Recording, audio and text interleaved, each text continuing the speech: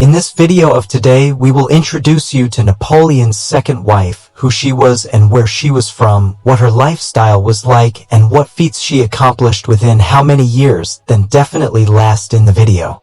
Stay connected, let's start this informative video. Wife of Napoleon, Marie Louise, Duchess of Parma. Marie Louise, December 12, 1791 to December 17, 1847, was an Austrian archduchess who reigned as Duchess of Parma from April 11, 1814 until her death.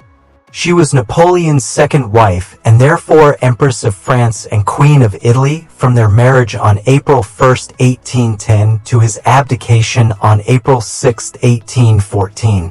As the eldest child of Francis II, Holy Roman Emperor and Emperor of Austria, and his second wife, Maria Theresa of Naples and Sicily, Marie Louise grew up at a period of constant and unrelenting struggle between Austria and revolutionary France. A succession of military losses at the hands of Napoleon Bonaparte had claimed a high human toll in Austria, prompting Francis to dissolve the Holy Roman Empire.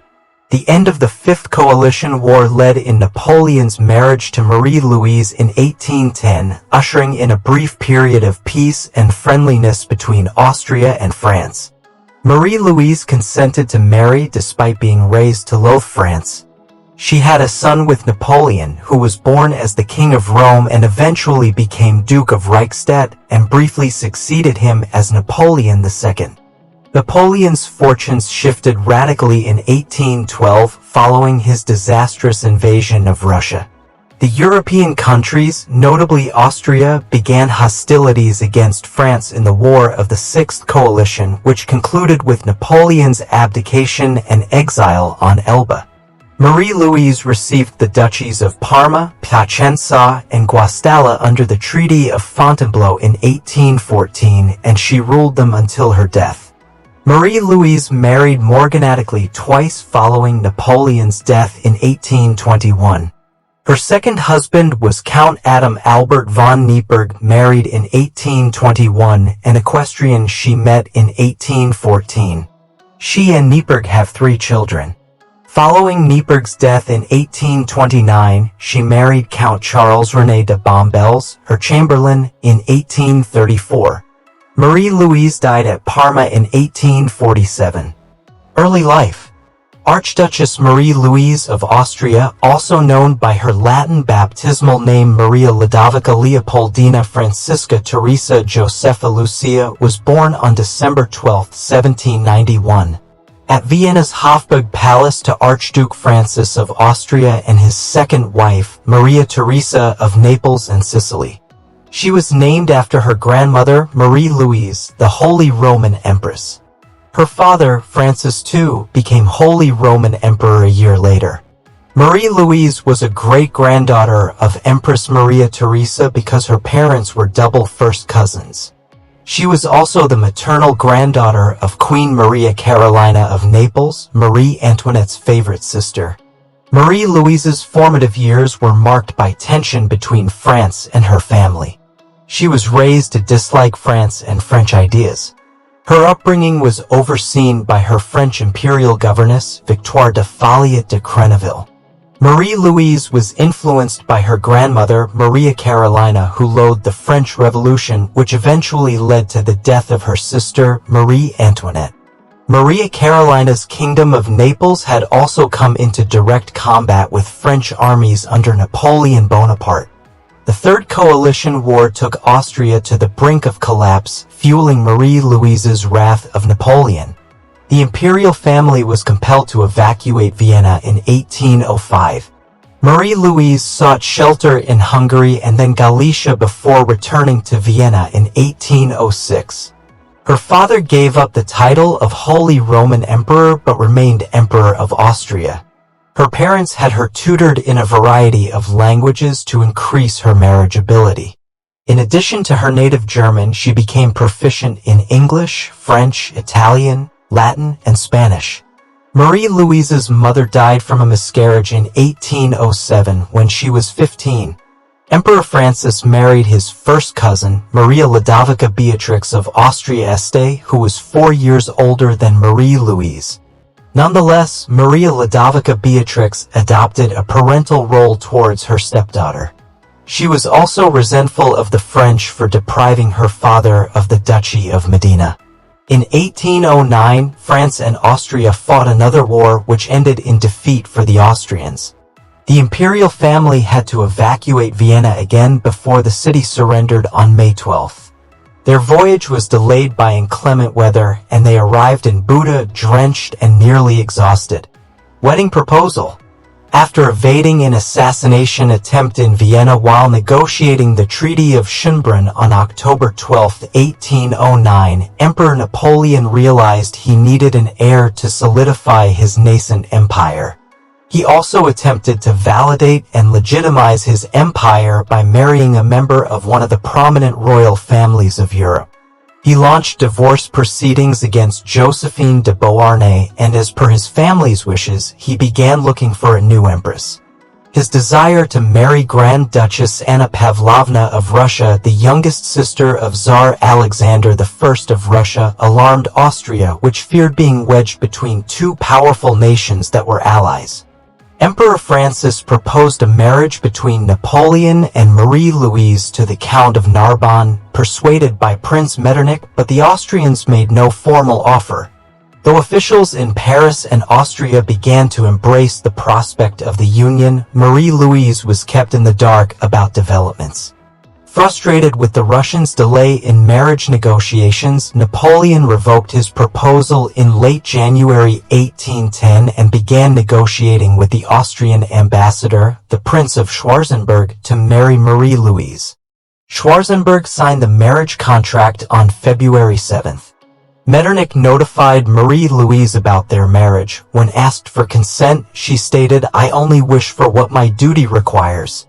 Georges Rouget, The Marriage of Napoleon and Marie Louise, 1811. Marie Louise married Napoleon by proxy on March 11, 1810, at the Augustinian Church in Vienna. Napoleon was represented by the bride's uncle, Archduke Charles. According to the French embassy, the wedding was held with a splendor that it would be difficult to surpass, by the side of which even the spectacular festivities that came before it are not to be mentioned. She was crowned both Empress of France and Queen of Italy.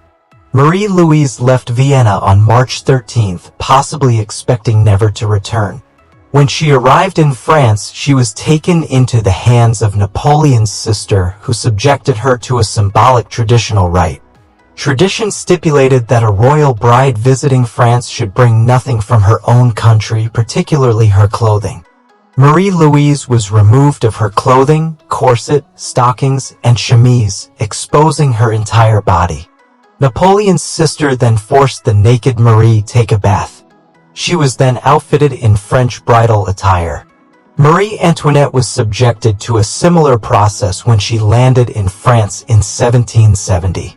She met Napoleon for the first time on March 27 in Compiègne, telling him, "You are much better looking than your portrait." Drawing for the Temple of Hymen, concluding fireworks showed during the celebration of Napoleon and Marie Louise at Princess Pauline Borghese's residence, the Palais de Neuilly. The civil wedding took place on April 1, 1810, in the St. James Church. The next day, Napoleon and Marie Louise took the coronation coach to Paris. The Imperial Guard cavalry led the parade, followed by the herald at arms and finally the carriages.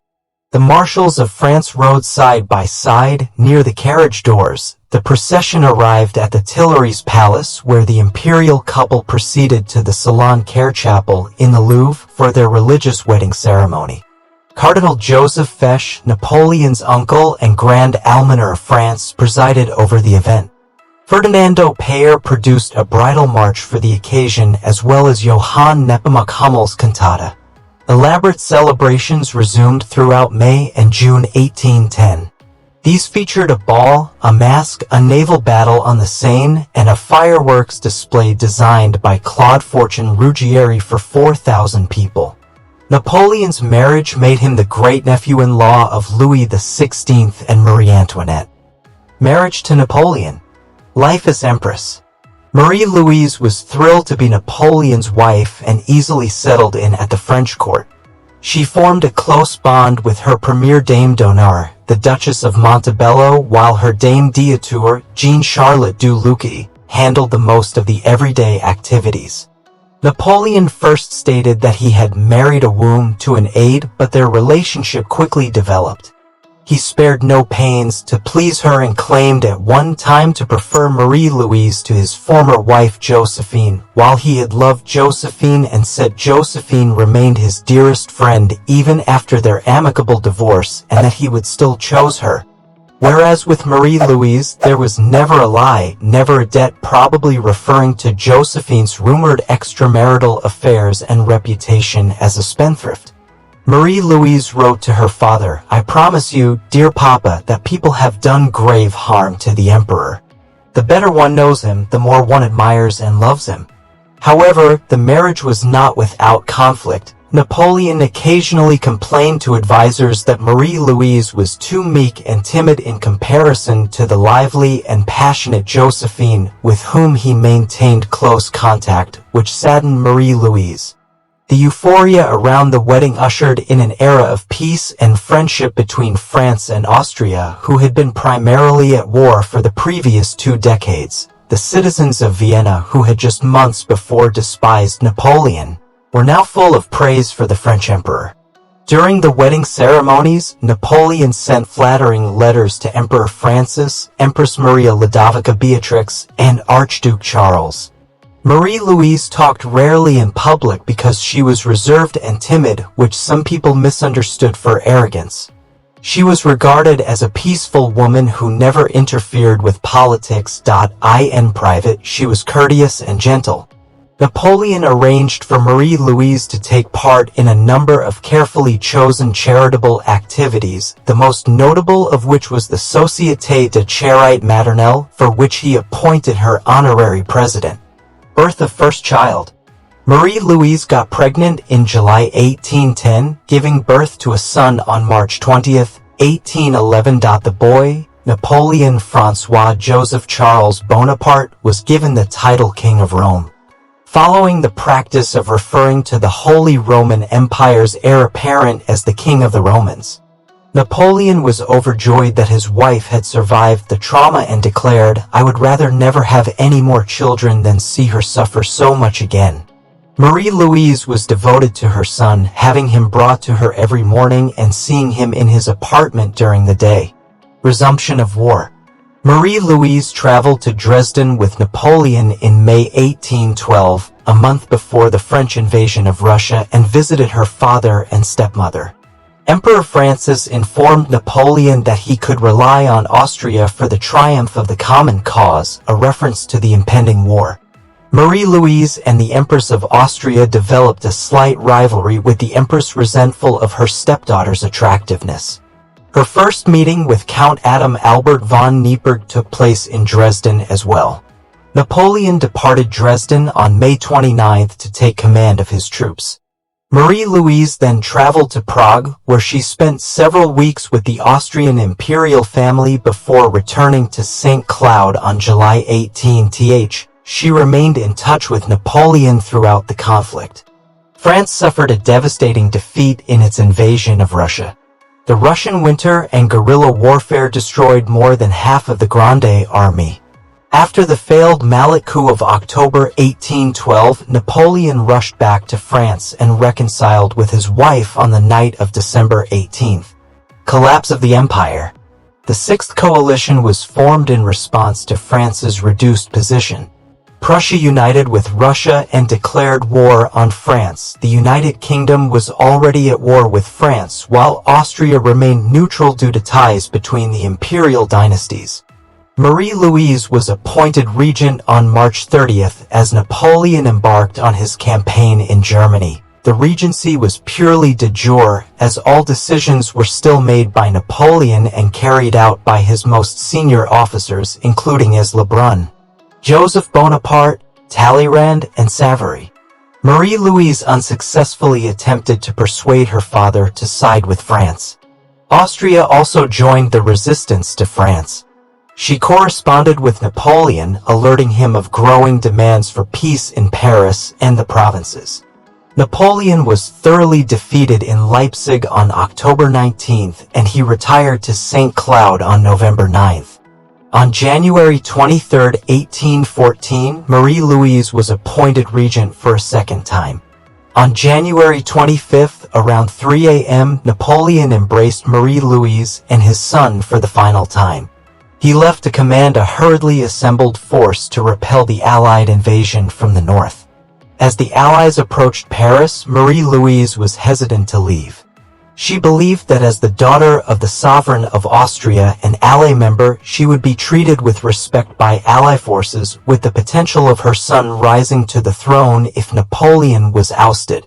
She was also concerned that her departure might rally the Bourbons' royalist adherents. Henri Clark, who received Napoleon's command, finally convinced Marie Louise to leave. "I would rather to know that they, the Empress and the King of Rome, are both at the bottom of the Seine rather than then in foreigners' hands." On March 29th, the court departed Paris. The Allies entered the city the next day. Marie Louise and the court relocated to Blois, which was safer from the Allies. She did not expect her father to dethrone Napoleon and deprive her son of the French crown. On April 3rd, the Senate, at Talleyrand's request, announced the emperor's deposition. Marie Louise was ignorant of this until April 7th, when she was astounded to learn of the unexpected turn of events. She desired to return to Paris, but was persuaded otherwise by physician Jean-Nicolas Corvisart and the Duchess of Montebello. Exile of Napoleon. Napoleon abdicated the throne on April 11, 1814, in Fontainebleau.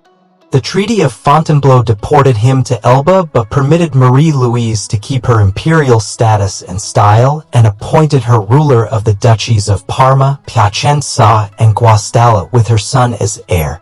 This structure was later modified during the Congress of Vienna. Marie Louise's counselors strongly discouraged her from rejoining her husband, telling her that Napoleon was saddened after Josephine's death. On April 16th, her father arrived in Blois to greet her. On the recommendation of Emperor Francis, Marie Louise and her son left Rambouillet for Vienna on April 23rd. On April 16th, her father arrived in Blois to greet her. On the recommendation of Emperor Francis, Marie Louise and her son left Rambouillet for Vienna on April 23rd.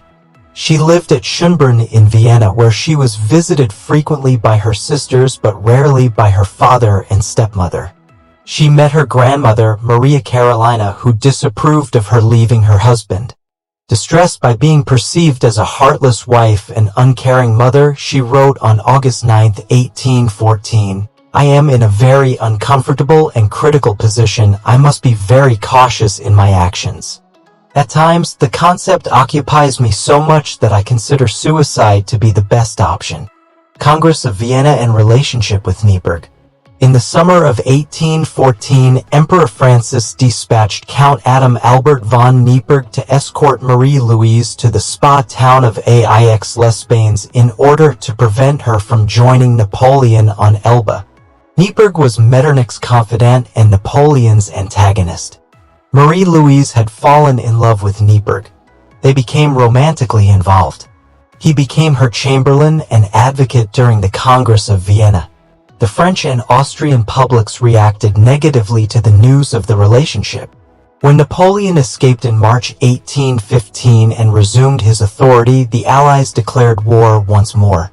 Marie Louise was asked by her stepmother to join the processions to pray for the triumph of the Austrian forces, but she declined the disrespectful invitation. She sent a telegram to Napoleon's confidential secretary, Claude-François de Menneval, who was ready to return to France. "I hope he understands the misery of my situation. I will never agree to a divorce, but I assure myself that he will not oppose an amicable separation and will not have any ill will toward me. This separation is unavoidable. It will have no effect on my feelings of regard and gratitude." Napoleon was defeated for the last time at the Battle of Waterloo and exiled to St. Helena in October 1815. Napoleon made no additional attempts to contact her directly. The Congress of Vienna recognized Marie Louise as the ruler of Parma and Piacenza and Guastalla, but did not allow her to bring her kid to Italy. It also made her the Duchess of Parma for life, as the Allies did not want a descendant of Napoleon to have a hereditary claim to Parma. Following her death, the duchy would pass to the Bourbons. Duchess of Parma. Marie Louise left for Parma on March 7, 1816, accompanied by Neipperg. She entered the duchy on April 18. She wrote to her father, "People welcomed me with such enthusiasm that I had tears in my eyes." She generally delegated day-to-day operations to Neipperg, who received Metternich's directives. In December 1816, Marie Louise deposed the current Grand Chamberlain, Prime Minister, and installed Neipperg. Napoleon died on May 5, 1821. Marie Louise married Neipperg in a morganatic ceremony on August 8. Marie Louise was devastated when Neipperg died of heart issues on February 22, 1829. Austria prevented her from publicly mourning. To succeed Neipperg, Austria appointed Joseph von Werklein as Grand Chamberlain. In 1818, Marie Louise's son by Napoleon, then called as Franz, was named Duke of Reichstadt. Franz resided in the Austrian court where his grandfather adored him, but he was constantly undercut by Austrian ministers and nationalists, who did everything they could to make him an insignificant figure. There were suspicions that he would be smuggled into France to reclaim the throne, as he could be readily disguised as a girl. His relationship with his mother deteriorated when he discovered that his mother had fathered 2 illegitimate children with Neipperg prior to their marriage. He once remarked, "If Josephine had been my mother, my father would not have been buried at St. Helena and I should not be in Vienna. My mother is gentle but frail. She was not the wife my father deserved. Josephine was." However, before anything could happen to Napoleon II, he died at the age of 21 in Vienna in 1832 from TB. Italy's Carbonari-led revolt began in 1831. Protesters gathered in Parma's streets to criticize Grand Chamberlain Werklein. Marie Louise had no idea what to do and wanted to leave the city, but she was stopped by the demonstrators, who regarded her as someone who would listen to their requests. She managed to flee Parma between February 14th and 15th, and the rebels established a provisional administration commanded by Count Filippo Luigi Linati. At Piacenza, she wrote to her father requesting that he replace Werklein. Francis ordered in Austrian troops to quell the insurrection. To prevent further upheaval, Marie Louise gave amnesty to the rebels on September 29th. Metternich replaced Werklein in 1833 with Charles-René de Bombelles, a French émigré aristocrat who had served in the Austrian army against Napoleon. Bombelles was an accomplished Grand Chamberlain who completely restructured the duchy's finances. As a middle-aged widower, he formed a close personal contact with Marie Louise. 6 months after his arrival on February 17, 1834, she married him again morganatically. Death. Marie Louise fell ill on December 9, 1847. Her illness worsened during the next 3 days. On December 17th, she passed out after vomiting and did not wake up again. She died throughout the evening. Pleurisy was determined as the cause of death. Her remains was brought back to Vienna and interred in the imperial crypt. So friends, before you go, please let us know that we have made this video on the history with great effort. Tell us how you liked it in the comments below and connect with us by subscribing to our channel and pressing the bell button. Do it! If you want to know about any history, you can definitely give us ideas in the comments below. Next time we will make a video according to you.